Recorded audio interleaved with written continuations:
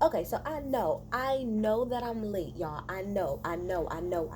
But I finally had the chance to set my black ass down and watch at least part one and part two of Last Chance U. Now, I'm not gonna lie. At first, I've been wanting to watch this show, but I was confused in the order that it went in. Like normally, if you go to Netflix, it'll just drop the episodes down, but it wasn't listed like that. It was like part one, part two, and then you click into part one. It's a lot going on. However, I just finished part one and part two, and let me say something. Buddy fucking Stevens, let me tell you why I will never, ever, ever, ever fucking forgive you. Let me find this man's name really fast. Hold the fuck on. Because you have pissed me smooth off. I cannot think of the guy's name, but I just finished watching it. Your bad attitude made the offensive coordinator quit. The nicest guy, the guy who was supposed to pretty much be the head coach next, with your terrible attitude and the way you run this program, he fucking quit and he stepped down. That hurt my heart more than anything. What hurt my heart in this whole series is the fact that that offensive coordinator stepped down. And do you know why he probably stepped down? Because you're a asshole. You're a fuck. Before we even get into the players, let's talk about Buddy Stevens. Okay, here's the thing. I understand being a coach. I understand being a hard-fledged coach and trying to make sure that your team does what it is that they're supposed to do. And I've been around sports pretty much damn near my whole life and a lot of different teams and all this other shit. So I understand how that works. I get it. I get it. And to me, I'm not gonna lie. Half the time when Buddy is cursing them out, I be cracking the fuck up because he really be going the fuck off. And half the time when the coaches be going off, to me, it's funny. It's funny to me, right? However, I'ma tell you where you fucked up. So I did not know that this was the same team that got into the news all them years ago about that fight that happened because of them running up the score. Now I do remember that story in that video, but I had no idea until that episode hit that this is the team that they were talking about. Here's the thing about that. Here's the thing about that, and I'm gonna tell you where Buddy fucked up even after they got into the whole fight or whatever. If y'all watching this, that means that y'all watching the show though. Damn well y'all know what happened. So y'all know that when that game that I'm talking about, it started, before anybody even got on the field, the people from the opposing team had punched, I think it was the equipment manager or something like that, like in his face or whatever, and he had like a big ass gash in his face right here, and it was for pretty much no reason that they did it. So when the guys get on the field, they're already hot and heavy, so everybody's in their feelings. So Buddy did make it a point to say to everybody, including the officials, that we gotta be careful because this is some hot and heavy shit right now. People are pissed, and he did keep telling the team like, y'all gotta calm down. One thing I will agree with, what he said is true. They did that shit on purpose. They purposely was fucking with y'all because y'all was gonna win, period. Y'all ran up the score on them, so all they can do is get mad and try to fight y'all. That's all that they can do, and y'all did fall for it. However, when they was stomping DJ Law's ass the fuck out, which that's my boo, I love DJ Law. Also I want to say that I was very uncomfortable in the beginning, lusting after some of these young men because I knew that they was in college, but I didn't know how old. But you want to know why it works perfectly fine? This season that they're talking about, I was in college during this time. So from 2015 to, I graduated college in 2016. So so the time that they were shooting this, it matches up with me. Like I was in school the exact same time, so I didn't feel bad anymore. Anyway, so when DJ Law was on the ground getting his ass stomped the fuck out, okay, and the majority of the team was chilling, like every other coach said, you're not about to sit up here and keep jumping him. And none of the coaches from the other teams, it even showed that one of the coaches from the other teams walked away seeing damn well what happened to them any the fuck way. So yes, they ran the fuck down, but I'm gonna tell you where your true colors showed. The first thing that came out your mouth, Buddy Stevens, is that they were thugs. Street street thugs. Do I have to sit up here and give you the I don't really even have to sit here and go back and forth about why that's wrong. You're a whole entire white man coaching nothing but black kids, telling them that they act like thugs. Can you tell me how that doesn't seem right? That doesn't seem right. And it was not some thuggish behavior. Like both of the other coaches said, they were actually sticking up. That's what they were doing. It wasn't no thug shit. They did not start that. Now maybe the guy, I think what happened was when that play happened, the guy from the other team pushed him, and then the guy on the Lions team like kind of like mushed like his helmet or whatever, fine. But to try to call them thugs for that situation, that was not a thug situation. It was somebody's jumping my nigga, somebody's jumping my brother, somebody's jumping my family. I'm going to help him. That's what it was. And that moment right there is when Buddy Stevens lost all respect across the board. You do not do that. Have you lost your... He pissed me off there. And then we're gonna come back to some of the people in the first season, but even after that season was over, like after that game was over, multiple people tried to tell him, the guy who's the offensive coordinator and the other white guy who ended up leaving in the second season to go somewhere else to be a coach at a D1 league, the D1 division or whatever. Both of them said that if it was them, they wouldn't be mad at all, because like they said, if I had a son, I would want him to do that. If I had a brother, I would want him to do that. They were sticking up for their family. Nobody was out there trying to run and act a fucking fool. Even the offensive coordinator told Buddy, you need to sit down and go back and rewatch that tape, because you're gonna see it from a completely different view than what you seen when you were there.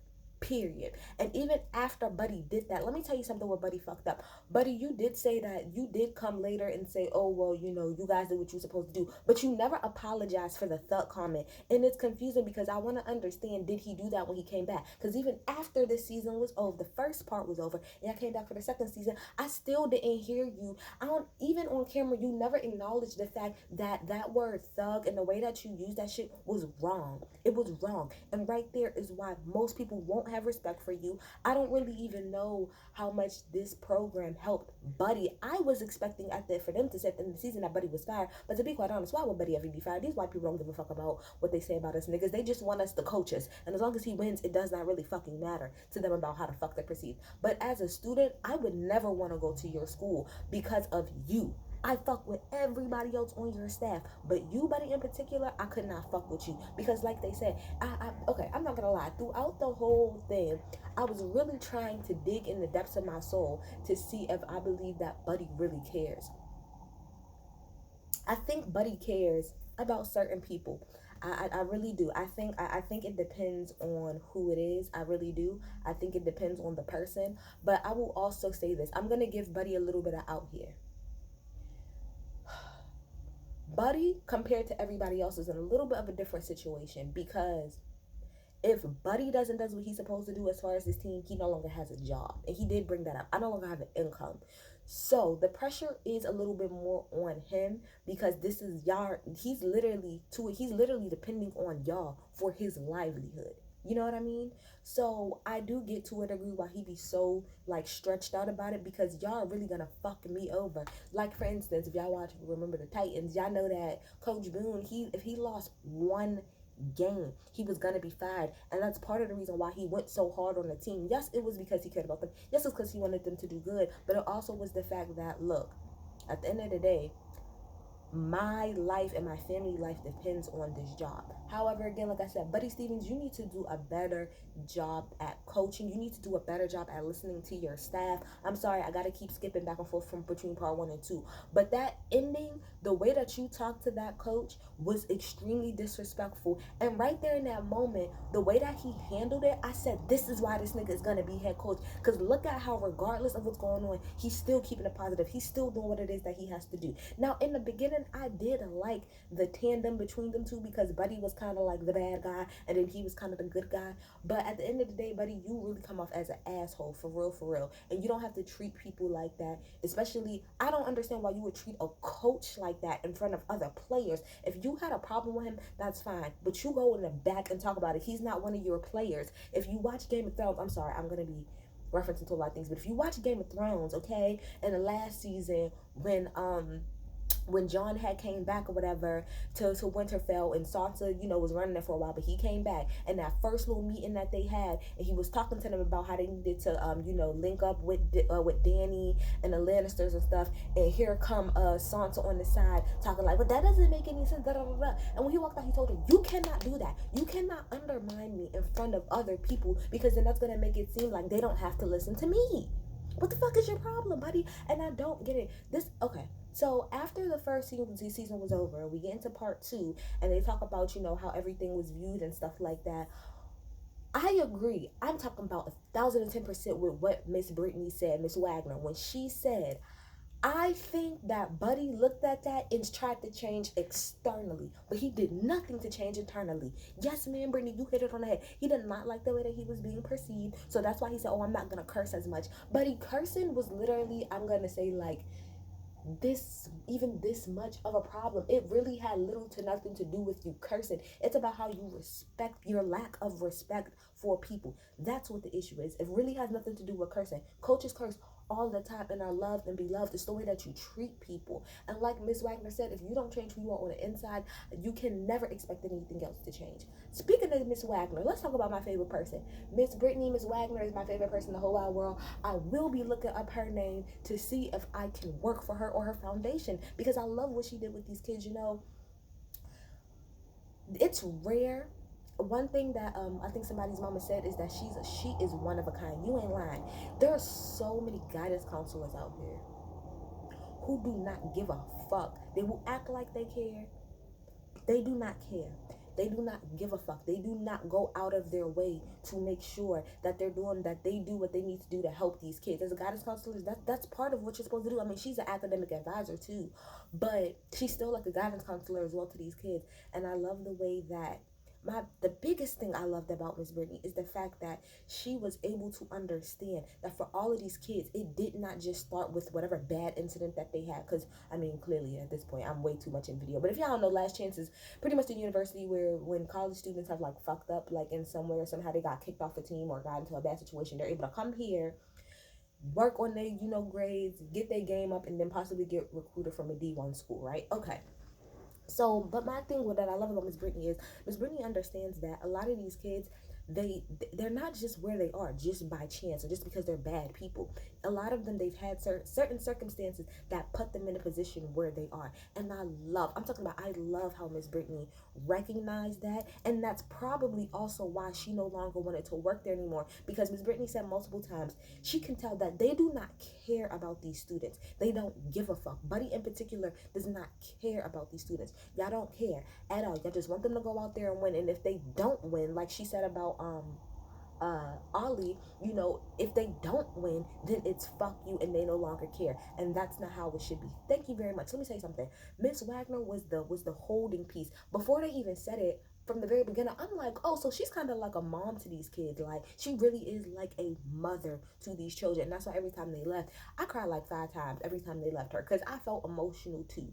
But Miss Brittany, Miss Wagner, you did what you were supposed to do.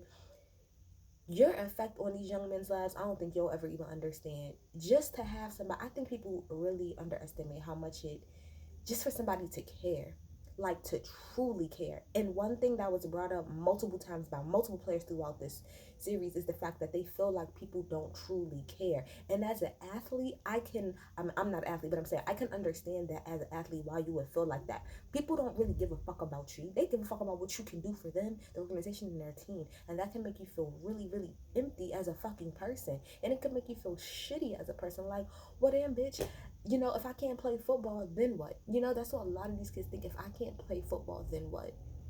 You know? So I want to touch on a few of the players, okay? Let's start off with, we're going to run through some of them. Ollie. Ronald Ollie. Literally one of my favorite people on this whole thing. He is really like a big teddy bear at the end of the day. Like, he kind of was like one of the main focuses, like around the first season. I love Ollie. I think he's a great person. I think he has a great attitude. I just think that, he needed somebody like Miss Wagner to help push him and to help show him, like, you got this. You can do this. He's a man that has been through a lot of trauma. He lost both of his parents in a very tragic way. So it shaped the way, that he acts. That's another thing I love about this show. I love how they give background on almost all of the players to kind of give us a sense of who they are, why they are the way that they are. Because a lot of times when you see like people mess up and maybe all in the media, you don't really see a lot of background. It's very just black and white. This is what happened. This is why. That's it. And it's never no context to what it is. But I love where Ollie, he just made me so happy the whole show. Every time he got a block, every time he did anything good, I was just so fucking excited for him. Last year, He signed with the Oakland Raiders to do like a rookie minis camp. Like, I'm just so happy. And then what did he do? Okay, and then he went to Canadian Football League. Like, I'm so happy for that young man. Like, I really do hope. I'm not gonna lie, that part, sorry, because a lot of this like gave me Remember the Titans vibes. But that scene at the end when he went to Miss Wagner's office and said that he had an A and he was about to graduate, it dead ass reminded me of that scene when Coach Boone for the last game and him and the bigger white guy came in and he hugged him and he was like, well, I'm sorry, son. Like, I'm already. No, he said I'm eligible, and he said, well, I'm sorry, son. I'm already taken. He was like, no, I'm eligible to go to college because he had got better grades. That whole scene, it was like a duality. It was kind of crazy to me, like that was a duality thing. That was amazing to me. But I'm so happy for Ali. Like, he's such a good person. Like I said, he's been through a lot, but he's like such a resilient ass person, and I fuck with him so fucking heavy. John Franklin III. Now, I ain't gonna lie, John Franklin III, you're fine as hell. Like you're super fine. You're cute. I could tell that you probably get a lot of girls and a lot of hoes, clearly, because you had one running up out your damn, you know, dorm the one time. But the problem with him, his confidence. He's a little bit too cocky. You know what I'm saying? Like, he's a little bit too cocky. But like I said, he came and he did come in with a little bit of attitude. Now, when he first comes in, it's between him and Wyatt. Wyatt's white boy who was already playing there. But John Franklin, I'm not gonna lie though, John, you're sickening there. Like, you are sickening as far as playing. Like, he's fucking amazing as far as I'm concerned. Like, he played quarterback. He's light on his feet. The way that he was dipping in and out the fucking pocket is crazy to me. Like, I don't. His like oh my gosh, to me, you have to be so talented to me to be able to process a lot that, like, I just feel like what this did give me, because I really don't like football, but this did give me a deeper appreciation for the game of football and the way that your mind has to work. Because you got to understand, like, there's a lot of things that happen. When that ball snaps, there's a lot of the like decisions, quick minute decisions that you have to make. And John Franklin in particular, the way he used to find an opening is crazy. Like, he could always find an opening, and he's fast as fuck. So that nigga used to dart up the fucking. He's amazing. He's amazing. Like I said, the only thing is that he was a little bit too cocky for me personally, but it is what it is. He did really, really good. He ended up going to play for Auburn. Unfortunately, he only started to one game. Oh, he transferred to. Okay, so that's interesting. He transferred to Florida Atlantic University, which is where two of the guys at the end up going. I think DeAndre Jordan went, and I can't think of the other guy, but the other guy, maybe it was Chauncey. No, Chauncey went to Mississippi State. Somebody else went there too. Okay, so that's interesting. Now, when we came back from the second season, again, I bet you when he went to Auburn, it probably humbled the fuck out of his ass, because he did think, he even said it, when he got to Auburn, he thought he was gonna be, up there running, but no, boo. And that's probably why he left, because he probably felt like, I'm too good to just kind of sit on the bench. But guess what? You're not gonna be top dog everywhere you go, huh? But I did like John Franklin. I thought he was cute enough. Oh my gosh, my fave next to Ali, Dakota fucking Allen, linebacker, season 2. My goodness, I love him so much. He has such a good spirit. Like, his aura, like, the minute he came on screen, I just felt, yes, like a sense of peace. Like, he's such a smart young man. He has such great energy. He really seems like a good person. Like, I would really love to like sit down with him and like learn more about him. He just seems like a really, really good person, really good spirit, really good head on his shoulders. He did the reason why he was there is because he ended up going to jail for, I think, like second-degree burglary. And he was expelled from Texas Tech. Thankfully, the charges was dropped and he was able to go back, eventually. But the point of the matter is, I love him so much. He just has such a good spirit to me. Like, the fact that you could go through all of that and he was still as resilient as he was. Everything that he was saying to all of the players on his team, anytime he stepped into the room, made sense. I love the relationship between him and Miss Wagner. Like, they were like this. He was so honest, well spoken. So when I seen at the end that he really didn't get to go no, well, at the end they said that he ended up going back to Texas Tech. I was very happy because it was pissing me off that, like he said, I did everything I'm supposed to do to, like, quote unquote rehab myself, and I still didn't get the looks I was looking for. Yes, he did what he did, but at the end of the day, like you said, people fucking make mistakes. I think the charges was dropped.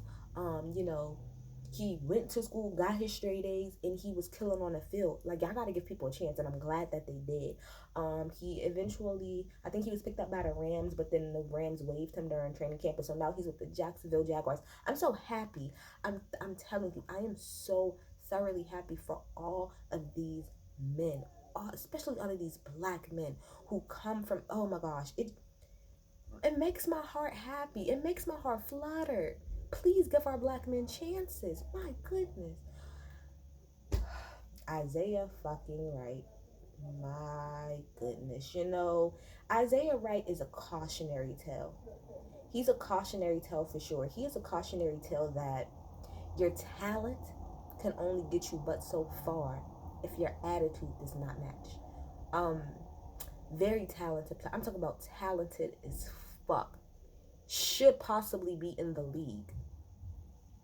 Attitude is terrible. And at first I kind of looked at it as maybe it was everybody else, but as the season went on, especially that very last game, I could tell it's not everybody else, it's you. One thing Buddy did say about Isaiah that's true is that, Isaiah, it's never your fault. It's never your fault, huh? He has a hard time taking responsibility. And, like, okay, at that last game when he was out or whatever, they kicked the punt or whatever, and he didn't catch it, he let it roll. So Buddy had an attitude about that, so he took him out the game, which I would have took him out the game too. This is a really important game. You need to get taken out if you can't catch a fucking ball. But then when he did go back on and he got the ball, he got mad because look at where you caught it. He's like, well, you told me to catch the ball. Isaiah, come on. Like, let's be real. I don't even fucking play football, and I understood what the fuck he was trying to say. Yeah, catch the ball, duh. But catch the ball where you're supposed to catch the ball. Don't bullshit on it. Isaiah's attitude is trash, especially that last game. It was so bad. It was so bad. It wasn't even funny. And that's why he is where he is today, not in the league. And even his brother said, he's better than me. But when you cursing your teachers out and you can't take responsibility for anything, this is where you end up. So I would really hope that everybody watched that and took that, as a learning thing, because at the end of the day, it doesn't really make much sense as far as I'm fucking concerned. It doesn't really make much sense. You were extremely talented and you fucked all of that shit up because what?